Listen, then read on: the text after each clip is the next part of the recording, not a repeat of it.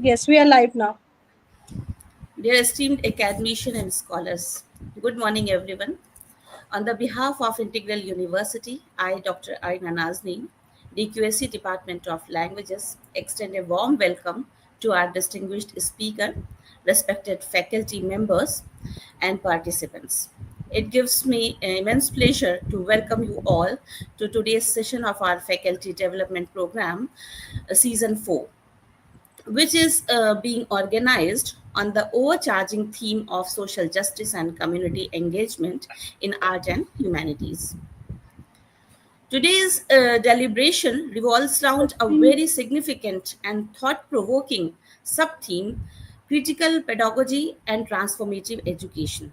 In our times, when education is increasingly challenged by social inequality, cultural hierarchy, and widening gap between privilege and marginality, critical pedagogy emerges as a powerful approach to question the status quo, to encourage reflective learning, and to empower students to become agents of change.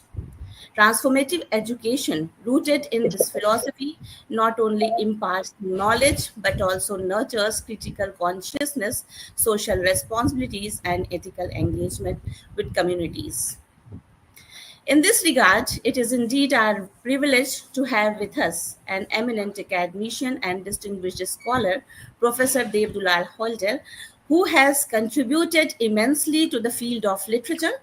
He has inspired countless learners and educators alike by advocating for education that is socially conscious, critically reflective, and truly transformative. I'm sure he will enlighten, challenge, and inspire us to rethink the possibilities of teaching and learning in the context of social justice and community engagement. Now, I would like to invite Dr. Vanya Srivastav to introduce our distinguished speaker, Professor Deb Dulal Halder, sir. Over to you, Vanya. Yes.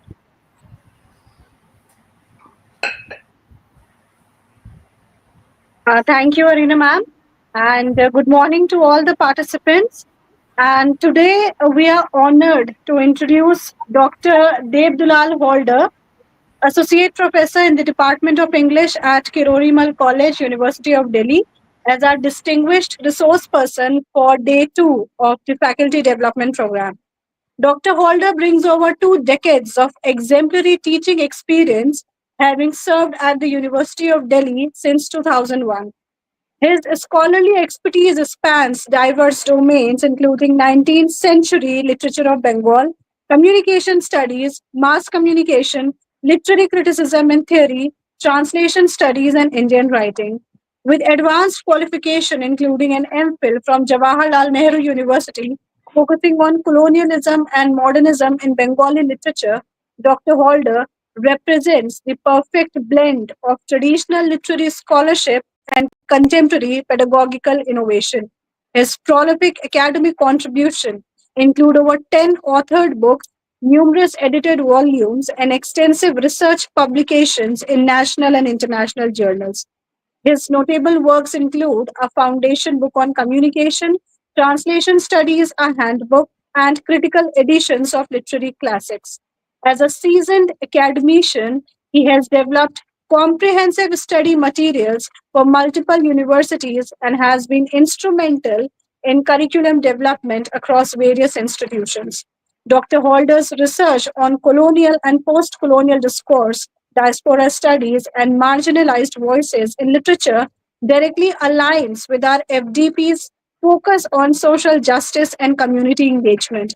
His scholarly work on emancipatory politics, including his contribution to debates over emancipation of women and his expertise in translation studies, will provide crucial insights into amplifying marginalized voices and bridging cultural divides, essential components of meaningful community engagement.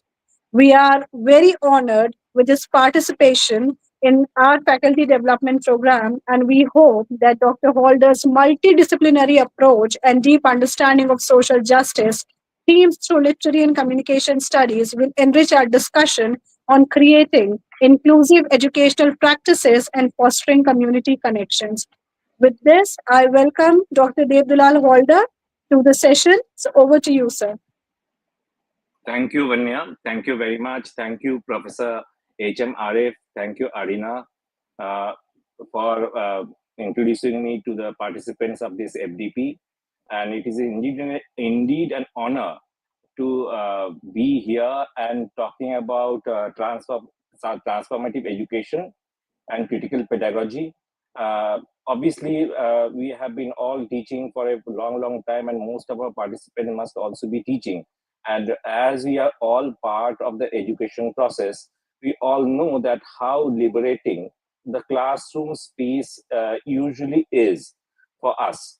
It is a liberating space not only for the students but also for the teachers, because many of the constraints that we usually face in the outside world, outside the classroom, in the real world, they which we find it very difficult to deal with in our lives, in our personal lives, in our professional lives, in our life, in our social life, even to some extent in our psychological way of dealing with this.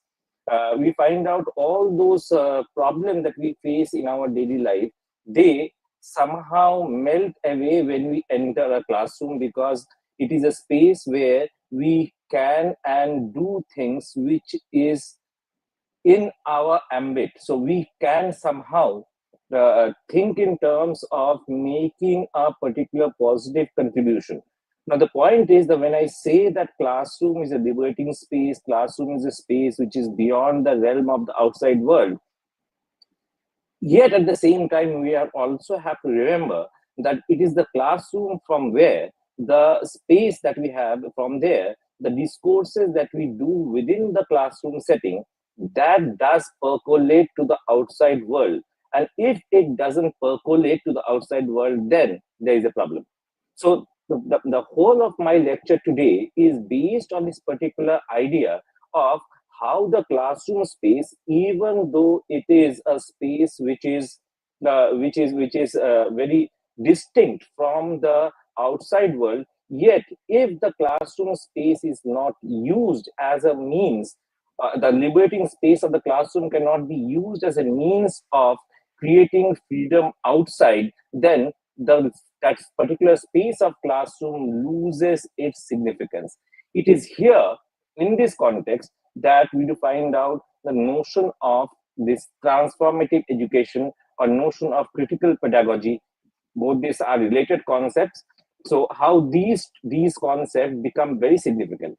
Now the point is, when we think about education, obviously we do find out these days most of the universities, most of the colleges, one of the things that usually people think about, or usually people talk about, is the employable skills of the students.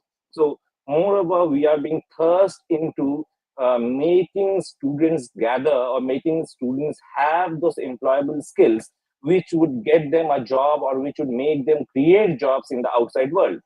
But the point is that the main aim of education is not just to create those skills which will make them employable. It is obviously one of the important thing, because education is a means through which one is earning and one's livelihood.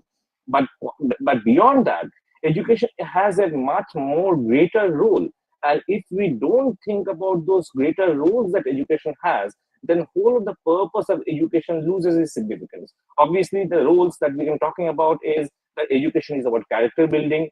Education is about giving back to the society. Education is about nation building. Education is about thinking about the marginalized section of the society. Education is about inculcating in oneself that sense of empathy for the people, those who are somehow not at par with the whatever we can say the standards, or those who are marginalized, or those who are victimized. If education cannot make us empathize with all these people, we cannot make us have solidarity with people, those who are somehow not at par with certain sections of the society, so then education loses its purpose. So when we are talking about critical pedagogy, what we moreover are emphasizing is not classroom space just as a liberating space, but also how that liberating space can be used as a means through which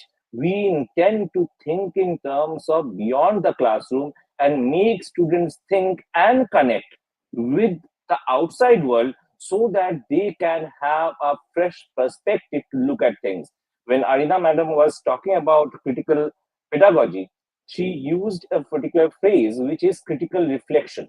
Now, the point is that this particular phrase is very significant. The critical reflection phrase is a very significant phrase in critical pedagogy because most of the time what happens is that in our classroom space many of us are forced to somehow, because of the different concerns that we have, whether that is the pressure of the syllabus, whether it is the pressure of the administration, whether it is the pressure of the exam that the students have to face, whether it is the pressure of the profession that the students will get into, we are moreover forced to somehow give them a fact based education, which is what we have seen, like most of literature students have seen and probably read Dickens's Hard Times, where the utilitarian model of education, which Gradgrind and Bounderby talks about, how that is being critiqued. It's the beginning of the education system in England, and there itself, in the mid 19th century, to find out that fact-based education system,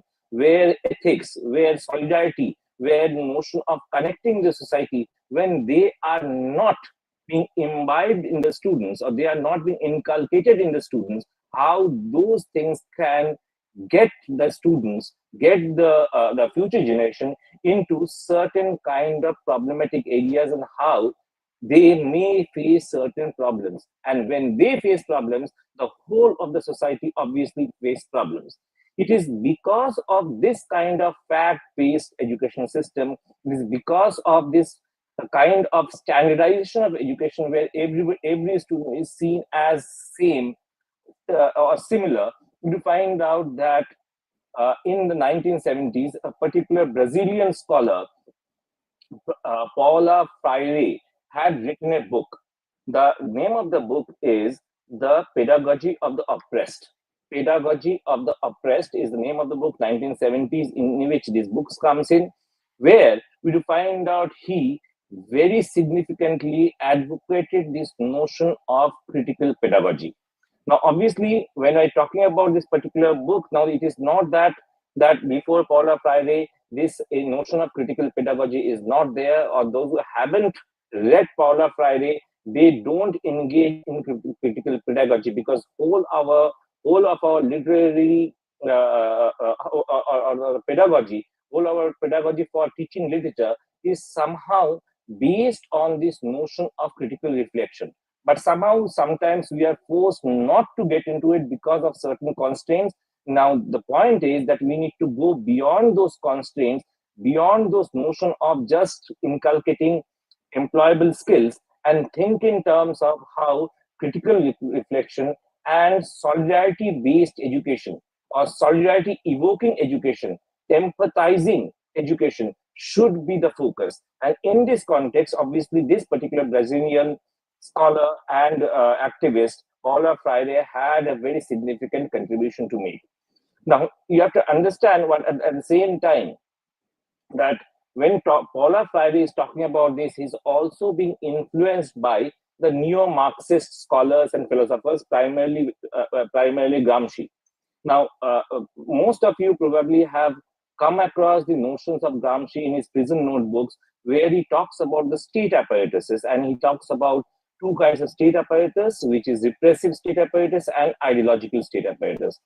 The repressive state apparatus, which usually uses violence to rule over the people, whereas the ideological state apparatus is something which garners consent from the ruled for the rulers. And when Gramsci talks about the ideological state apparatus, apart from many other things, educational institution is also seen as a ideological state apparatus, which is used by the ruling class, which is used by the rulers to somehow percolate their ideas, the ruling class ideas, into the minds or into the psyche of the student, so that the consent can be garnered for the ruling class in the minds of the students, and the ruling class can perpetuate their rule.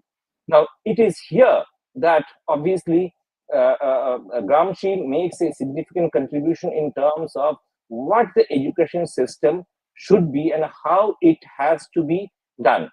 And further, when Gramsci starts talking about education, he then talks about there are two different kinds of intellectuals. One is the traditional intellectual, and another is the organic intellectual. We supposedly do a supposedly intellectual job.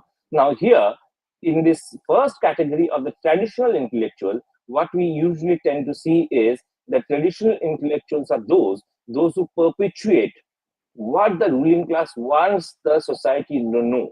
So they will merely carry on perpetuating the ruling class ideology, the ruling class ideas among the students and among the mass, so that to find out a consent can be garnered for a ruling class.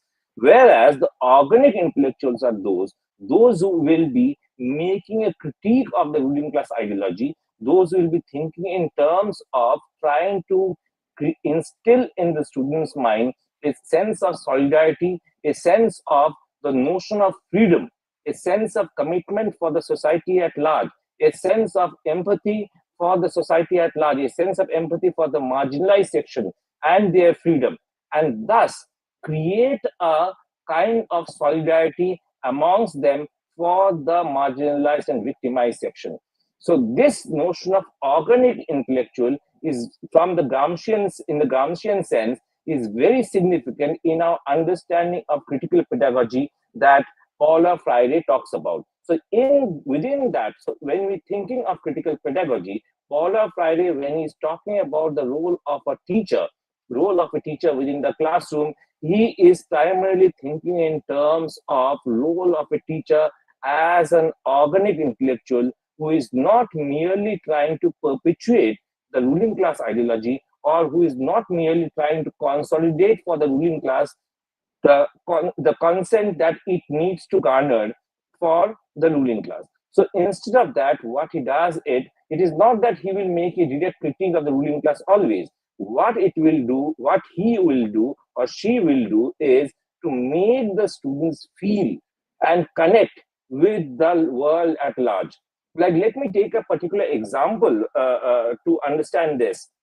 A few days back, I was doing a book of poem for a particular publication house, and the name of the poem which they wanted me to write about was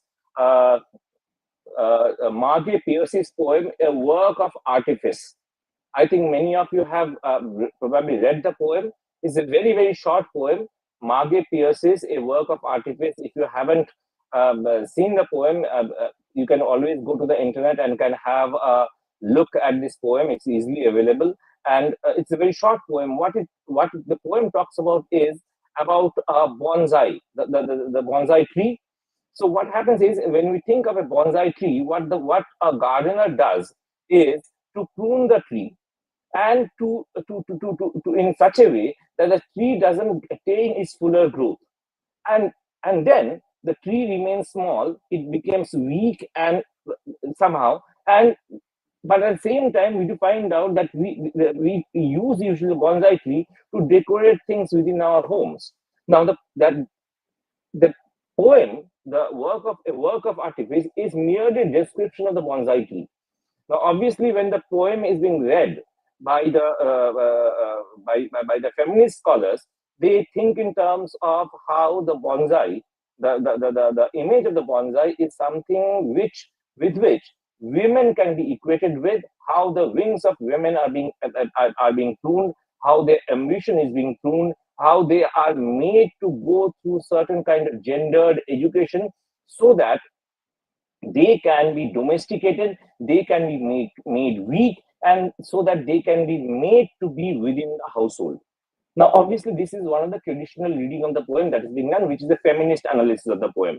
Now, obviously, when we do this poem in the classroom, if we are asked to do this poem in the classroom, we will be talking about this poem not in the terms of gardener and the bonsai, but we'll talk in terms of women and patriarchy, and trying to connect with the greater world outside, where the patriarchal victimization, the marginalization of women, and issues like this. Obviously, the students get connected with this very easily because they do see all this kind of marginalization and victimization of women in the outside world all the time. And when they see that, but what happens is that when they see that the victimization and marginalization of women in the outside world, sometimes it happens that they are so accustomed to it, accustomed to seeing women being marginalized, women being given secondary position, that the thing doesn't strike in their mind that it is a victimization, it is a marginalization that is happening. But when within the classroom, this particular example of bonsai is being used to understand the status of women, to find out we obviously can think in terms of making the students think in a much more larger context of how, in what ways women are being treated as secondary citizens in our society. Now, obviously, this can be one of the reading of the poem by which we can make a significant contribution to the society or in the psyche of the students. First thing. But the second important thing, isn't it also something like this, that the way in which the patriarchy prunes the minds of the psyche of the women with their gendered education, that the domesticated weak women is being put within the household to serve the interest of the men. Now, isn't it the same way where our education system also prunes the minds of the students to think in terms of a particular way, to think in to believe in a particular set of beliefs and stereotypes, to make them think only in terms of employability, and therefore prune their mind to in a way in which they also are domesticated in terms of how the ruling class wants them to be domesticated. So instead of education being liberating for them, what happens in this case is, like women are domesticated, you find the students are also made to think in a particular way which will serve the greater purpose of the ruling class, which, I mean, I'm using the word ruling class, and not just talking about the political rulers, but I'm also including within that all the kinds of people, those who are part of the ruling regime, including our industrialists, including, I'm not talking about industrialists in the wrong sense, but industrialists, businessmen, and others, those who want workers, because like if you go back to hard times, there the factory workers are called hands. Now they need hands, because if they find thinking individuals within this category, you find out they will directly oppose the system. They therefore need obedient hands, those who will just follow orders and can do things to make money for the money earning class. Therefore, when we think of education in these terms, how the education is being molded in a way in which it gives a privilege to the privileged section of the society. To find out, Paula Freire uses a term to describe this particular thing. He says this is the banking model of education, where the teachers are doing the role, or teachers are performing the role of depositors of knowledge. Moreover, more than depositors of knowledge, what they are doing is they are depositors of information.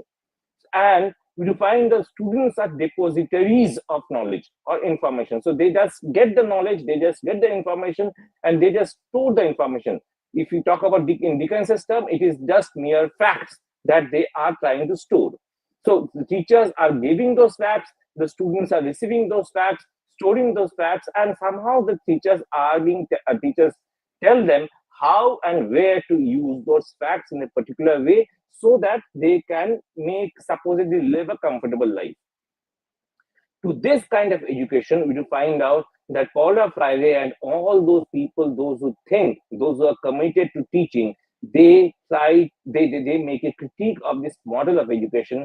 And for them, education, therefore, is not only about garnering consent for the ruling class, but education is for them. For Paula Freire and others, those who believe in the critical pedagogy, education is a site of resistance. Education is a site of transformation. And when one does engage into the classroom space as a site of resistance and transformation, one obviously needs to engage in critical pedagogy. Now, the point is, how do you, suppose if you think in terms of literature classroom, how do you engage in the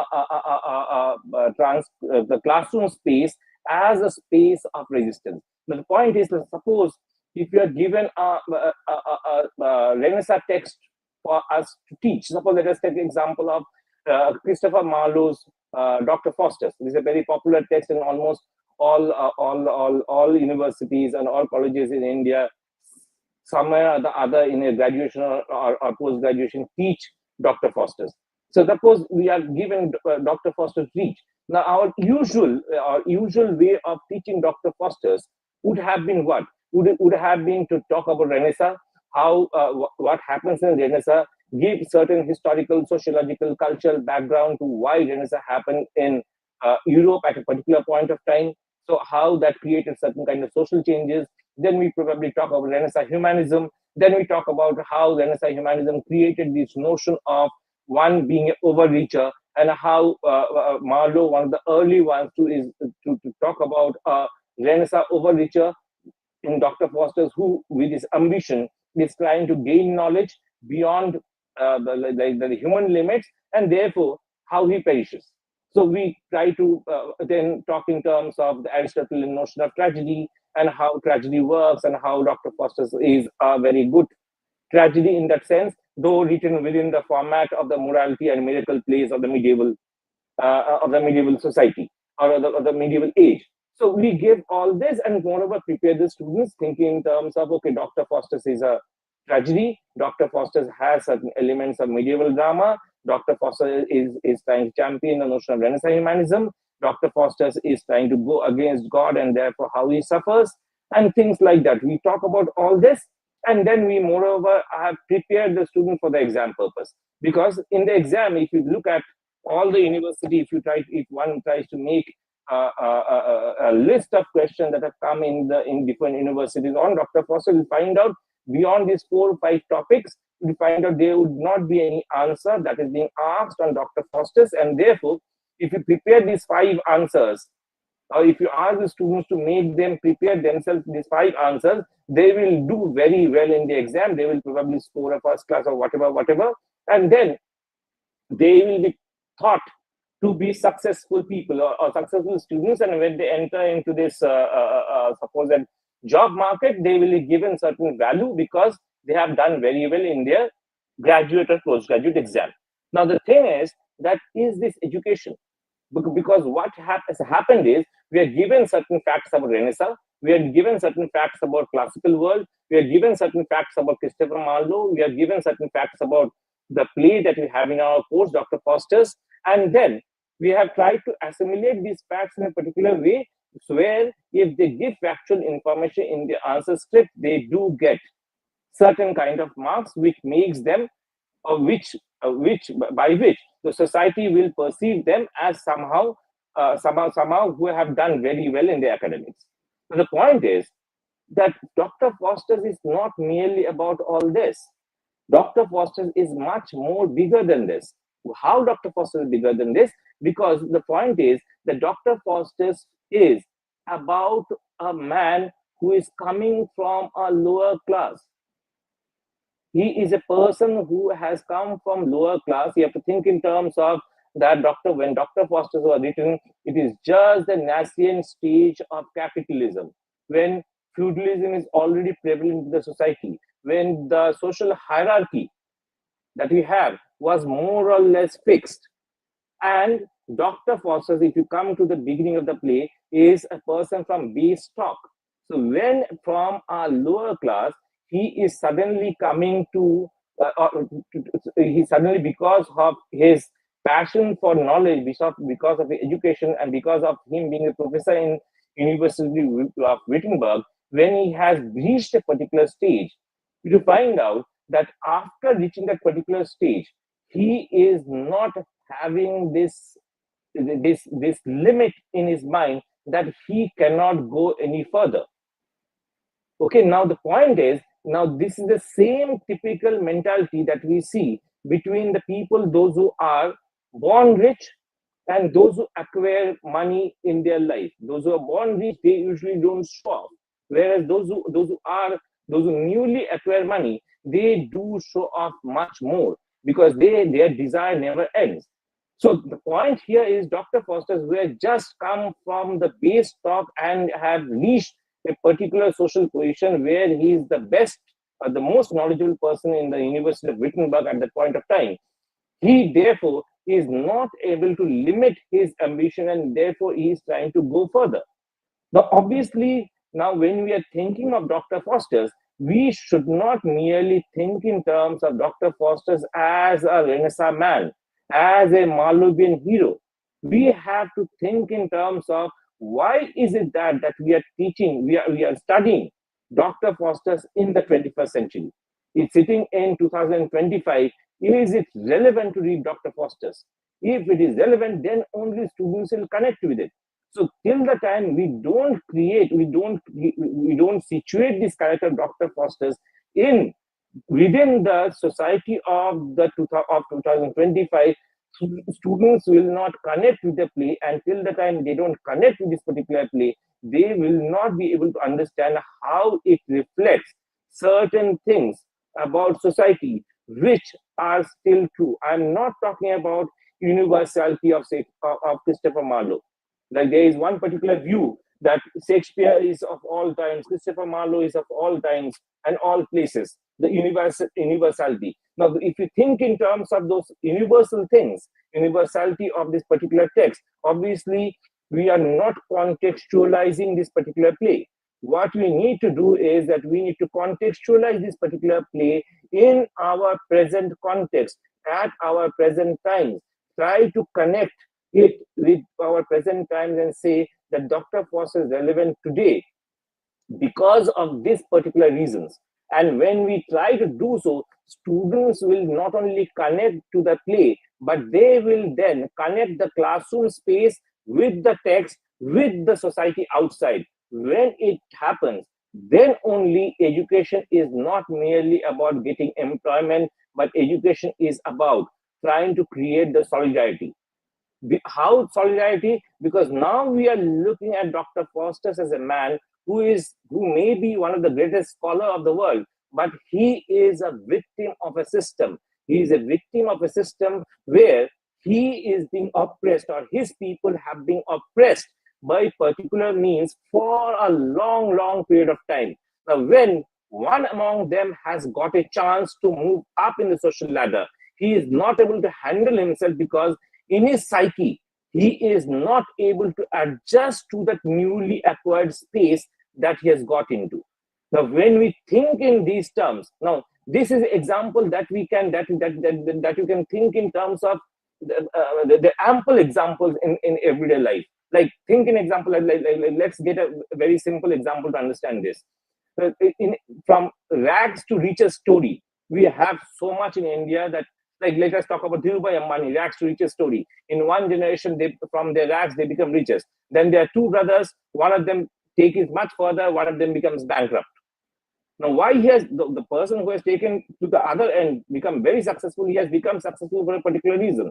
The other person who has become bankrupt has become bankrupt for a particular reason. Now, can we not connect this particular idea about why Dr. Foster's is having this tragic downfall with the downfall of the other brother, of the Ambani brother, who could not handle what he had acquired from his father because he didn't have this particular. It's not that he doesn't have business acumen. He has the business acumen, but he does not have that caliber, the psyche, to deal with that particular space where you find out that he is able to adjust to his newly acquired identity. Now, it can be connected with many other thus examples that we can find in the society. Now, when we connect it to the today's time, then only you find out that education does get a purpose.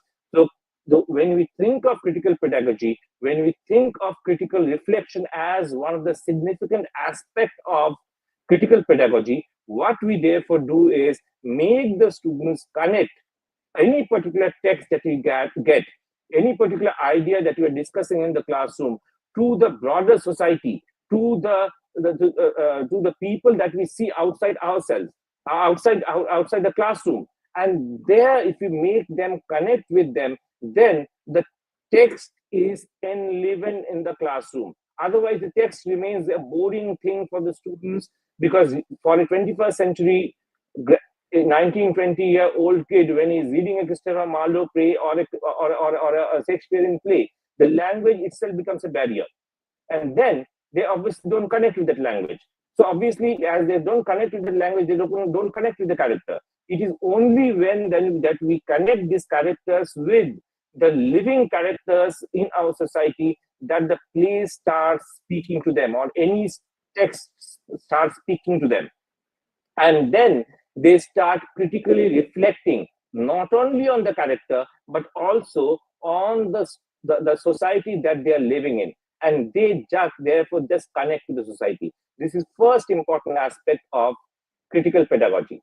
The second important aspect is that when we are speaking about this kind of, when we are building this kind of connections with the society at large within our classroom space, what we also need to do, and also most of us tend to do, is to think in terms of marginalized section of the society, because they are the ones, those who need the liberation. Now, obviously, suppose if we let us talk about, let us take an example. Let us suppose we find out today one of the favorite topics that everybody discusses is the discussion about nation. Nation is being discussed everywhere. In every discourse, there is this notion of nation. Now, the point is, when you discuss nation, how do you discuss nation? On what basis do you discuss nation? What are the elements what are the textual things that we use to talk about nation? And how do we talk about the nation, or connect the word nation to the outside world? Because आजकल WhatsApp University में जो nation के बारे में चल रहा है, that is a different thing. And we as academicians, when we talk about nation, we tend to think in terms of nation as a much more significant concept than it is being popularly discussed. Now, the point is that do we inculcate in our classroom space, within the minds of the student, the same kind of nation that is being talked about in popular discourse, or do we think in terms of problematizing this notion of nation and thinking in terms of how the nation should also include within itself all the marginalized and victimized section of the society? Like a few moments ago, when I was talking about Margaret Pierce's poem, I was talking about women as second-class citizens. That's how they are being treated within patriarchy. There are many who are being treated like second-class citizens. Even the poor are treated like second-class citizens. Even the lower caste people are treated like second-class citizens. Now, when we think about nation, don't we think that this kind of making the first-class citizen, second-class citizen, obviously that creates certain kind of problems in terms of a nation building? Because those whom we are pruning to be second-class citizens, we will find out what we are doing is that we are not letting these particular groups realize their fuller potential, so that nation can be built stronger.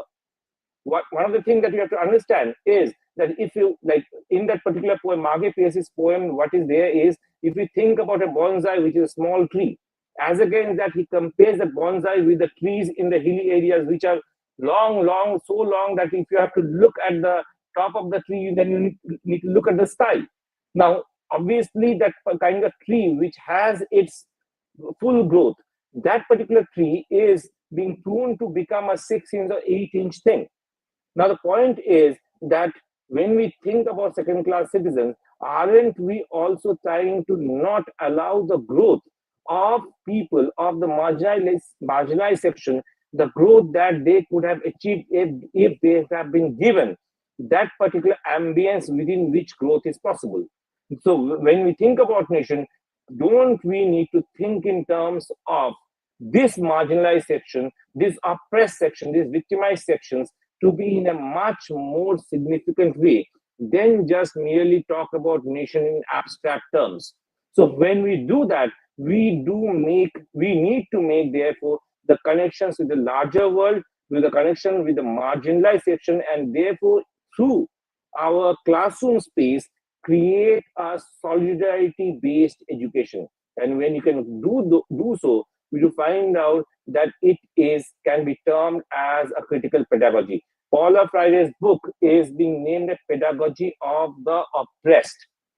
So that oppressed class, their concerns, their freedom, their everyday struggle, those need to be brought into our narrative that we use in the classroom. So this is the second aspect of critical pedagogy. The third, which is a very significant, again a very significant aspect of critical pedagogy, is that instead, in the banking model, the teachers were depositories of knowledge and information. Whereas in our critical pedagogical system, teachers don't give information or knowledge.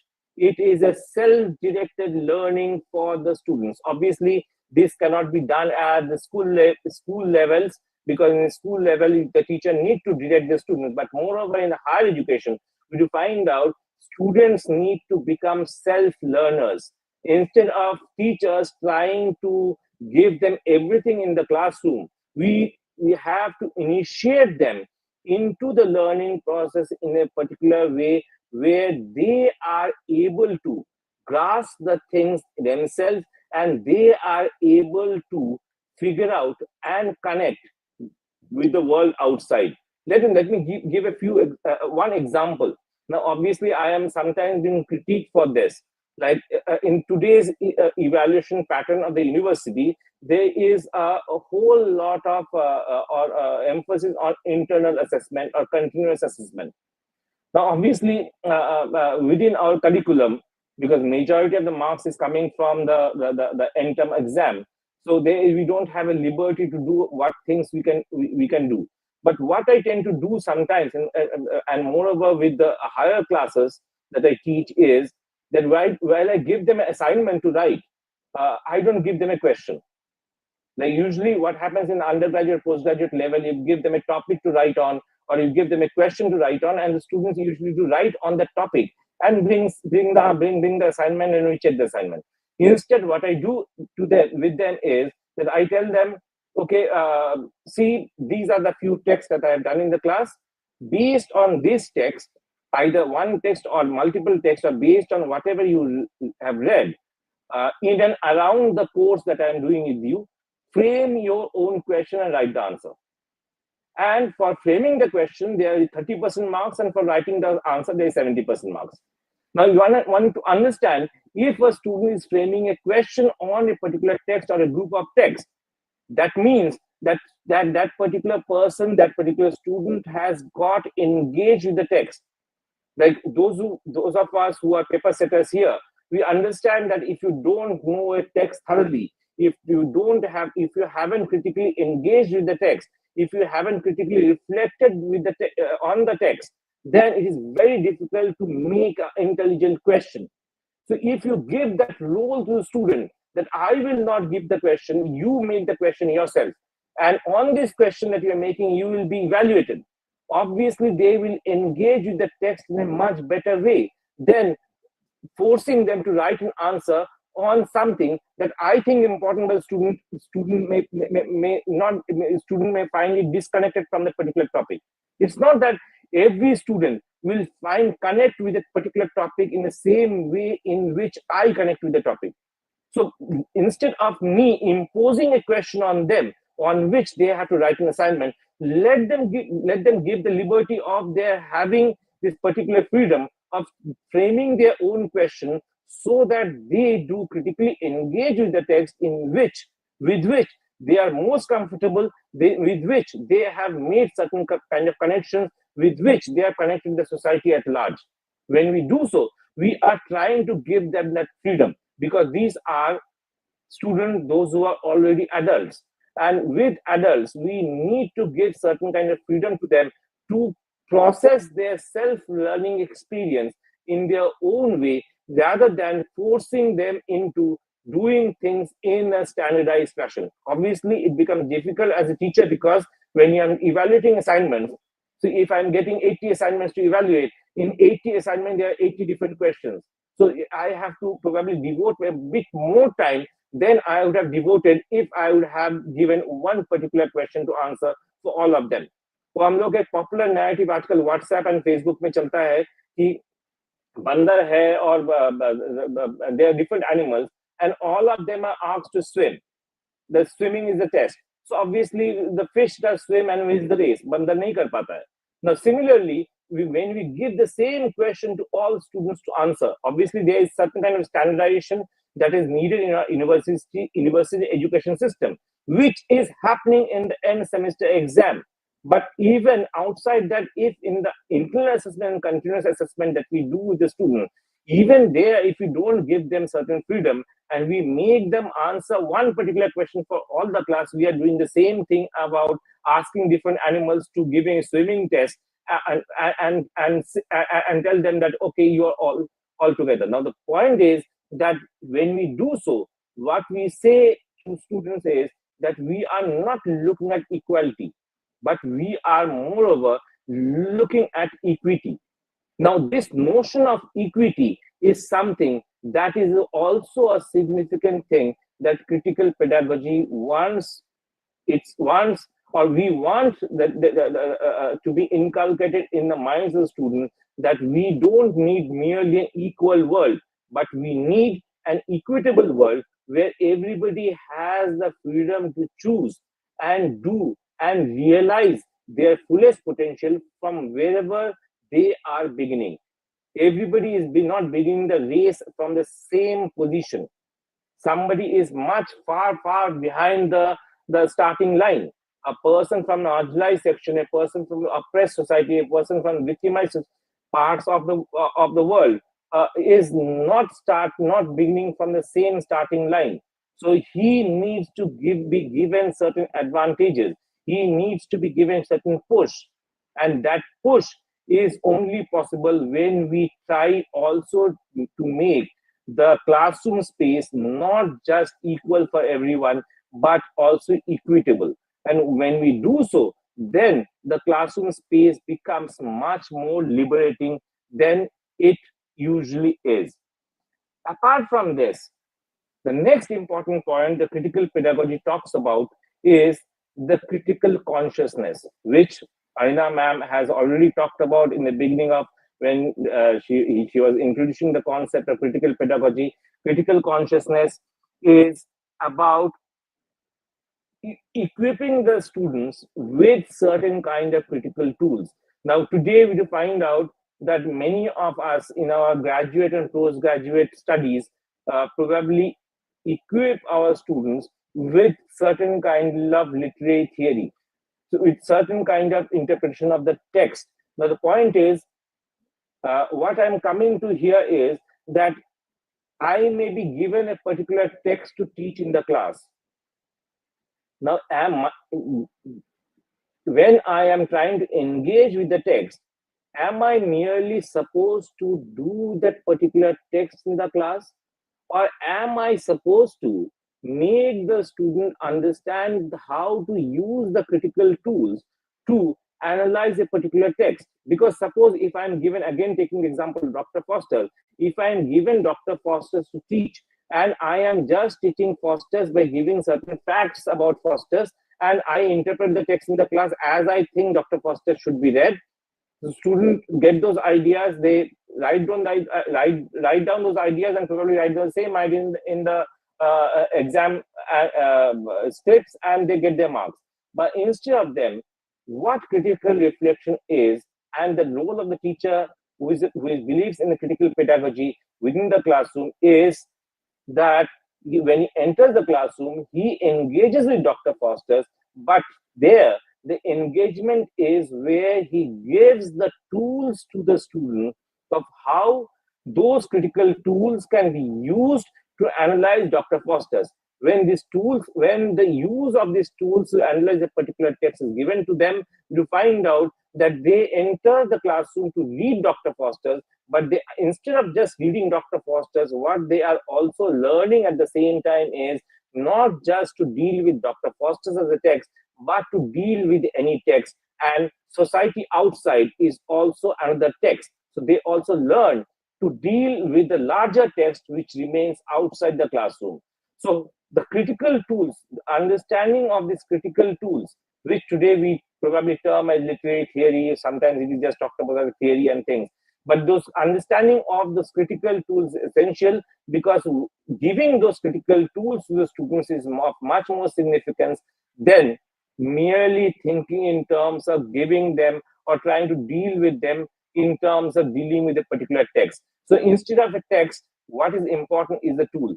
मुझे कभी कभी बोला जाता है कि आप text के साथ क्यों नहीं डील करते हो. So my particular thing is whatever text you are given to teach, you are actually teaching the same thing again and again. The same thing is that how to interpret a text, whether it is interpreting a movie, whether it is interpreting a poem, whether it is interpreting a novel, a play, or an incident that just happened 2 days back. All of them need one particular thing, which is critical tools with which we can reflect on that particular text, and by that we can think, we can come up with our own thoughts on it. So this particular aspect of using critical tools for a creative thinking is something that critical pedagogy emphasizes on. And when this is being done, then only probably the classroom space also becomes a creative space, also become a creative space which is not just liberating for teachers. Our liberation bhul jao. It is more of a liberating for the students, because only when it is creative space, students engage with that creativity, and when students engage with the creativity, they do obviously connect with the text and with the context and with the today's context in a much more significant way than they usually do when just one text is done in the class. So what critical pedagogy is ultimately doing is trying to empower students, trying to empower students with this notion of critical reflection, with this notion of critical reflection not only on the text but on the broader context, so that they can start having the solidarity with the larger world, and therefore become a much more conscious, inclusive citizens, those who can do things which can actually go and change the world, transform the world to make it a better space. So that is the purpose of transformative education. So if we think that we can have a certain kind of transformative education, then one of the important thing is to engage in critical pedagogy. Many years back, I was trying to read a particular book by Jean-Paul Sartre. The name of the book is What is Literature? In that particular book, he is talking about the commitment of the writer, because at that point of time there were many writing that were being done about where people generally tend to say that literature when one writes literature, how can through literature, how can one writer show some commitment to the society? So there, Jean-Paul Sartre, when he's writing about the commitment of the writer, he says a committed writer is the one whose role is to lay bare. Now, what happens is that he just merely shows how it is. Whatever is hidden, he lays bare that particular thing for the readers, for the readers at large. And now it is up to the readers to get what has been, to read what is in the text, what has been laid bare, and then from there take certain ideas so that they can then percolate into their consciousness, into their whole identity and being, and therefore they can now reflect on those ideas, and it can boil down to certain kind of actions in the society. I think the role that Jopal Sath talks about when he's talking about the commitment of writer is a similar role that we teachers also have.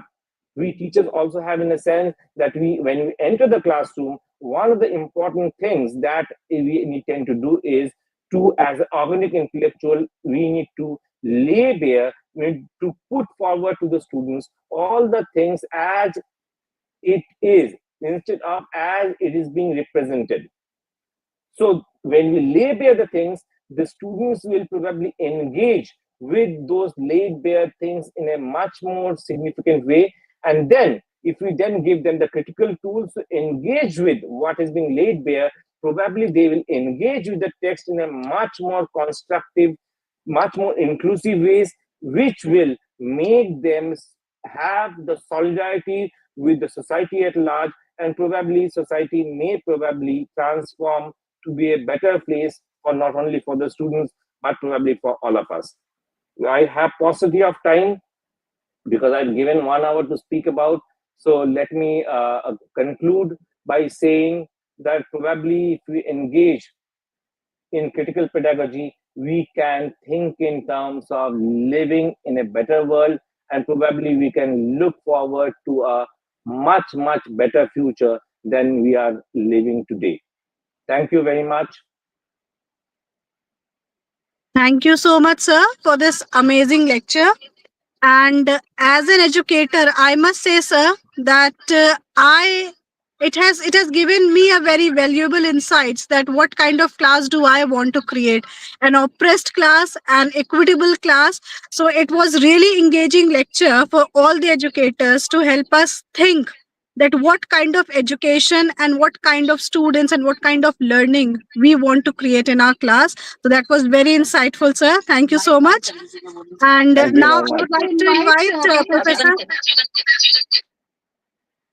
Now I would like to invite Professor H.M. Arif, Head Department of Languages, Chairperson of this FDP, to propose vote of thanks.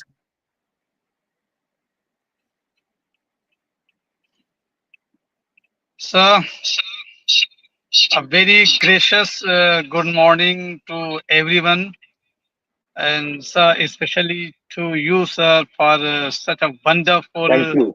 mm, and very insightful lecture delivered by you, sir. Uh, Proposing vote of thanks to me is just a formal for me. I'm going to be informal with you, sir, because we have um, uh, many insights, and we have so many things you have shared with us. We have very short of words to express my gratitude and express my appreciation for you. Sir, that they're saying in Persian that Darya Bakuza. Darya Bakuza means that you have put the sea in a bottle. You have put the sea in a bottle. It means that you have touched the topic, you have discussed the topic Thank multidimensionally. you. You Thank you talked very much. about the inclusiveness of education, objectives of education, and even the responsibility of readership and authorship and teachership and so many things. So you have defined all the things at large, at length, and you also share your message with the audience as well, that you have to read, you have to know between the line of everything, because I would like to share one couplet with my audience indirectly.